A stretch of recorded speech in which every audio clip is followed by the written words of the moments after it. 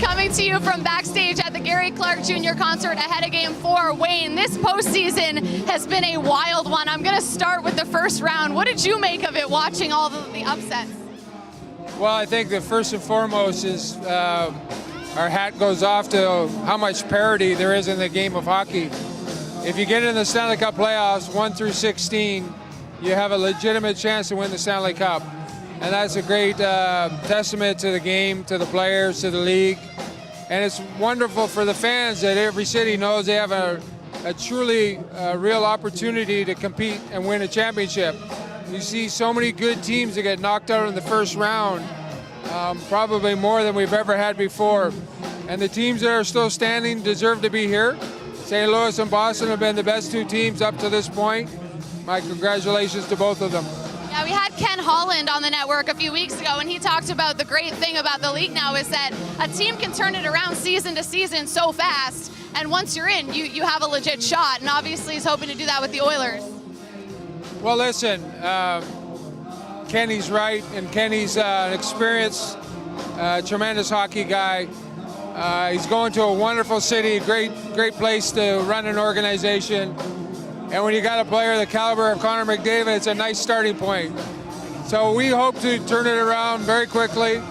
And as Kenny said, there's been teams that have turned it around very fast. It can happen overnight pretty much, but it takes a lot of hard work, it takes a lot of patience, and you got to have people in the organization who work hard. And it starts with the general manager and now the coach, and I'm sure both of them do a great job.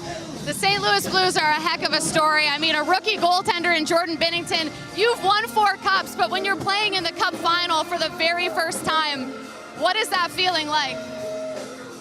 Well, it's really special. It's overwhelming, to be honest with you, because we all as kids grew up dreaming of one day playing in the Stanley Cup finals. And we always played ball hockey and pond hockey. It's always Game 7, Stanley Cup final, right? It's always Game 7. And the great thing about it is if you lose, you'll play another Game 7.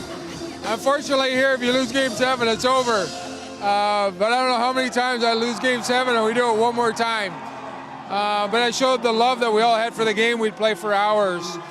So it's a little bit overwhelming. And I think for St. Louis, and we went through it a little bit in '83 when we lost Game 1 at home in Edmonton against the Islanders.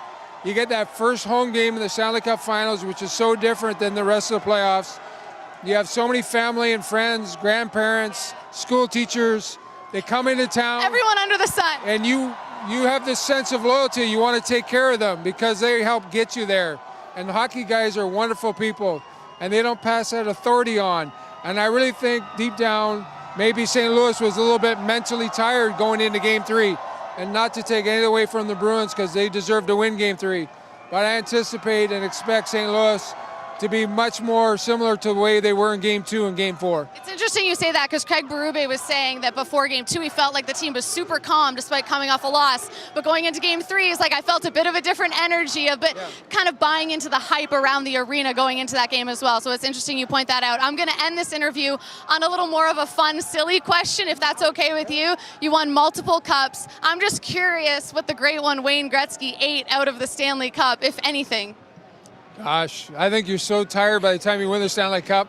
I think you don't have an appetite to eat. Honestly, my proudest moment, listen, any minute you get with the cup to share with your teammates, your family, your friends, neighbors, fans. My favorite moment was my 2 grandmothers and I got a picture in my backyard. In those days, you could call the Hall of Fame and say, hey, listen, can I have the cup for the day? And they would drive it down to Brantford in the trunk of a car, and my mom and dad would do a barbecue, and my 2 grandmothers and I got a picture of my 2 grandmothers with the Stanley Cup in my backyard. And to me, that was the greatest day, one of the greatest days of my life. Would that rank in the top 3 of your favorite pictures with the cup? Oh, absolutely. But any picture with a cup is wonderful. Don't get me wrong. There's no bad picture with the Stanley Cup. And let me tell you something. It's a magnet. If you ever around the Stanley Cup, even people who don't know hockey or didn't grow up following the sport, they know the Stanley Cup. It's like a magnet, and it's such a special and such a unique trophy. And one of the greatest things about our game is you get a chance to get your name on that trophy. And that is exactly what the Blues and the Bruins are fighting for tonight here in Game 4 and the rest of the way in the series. Thanks for the time. I really appreciate it. Thank you very much. Have a great night.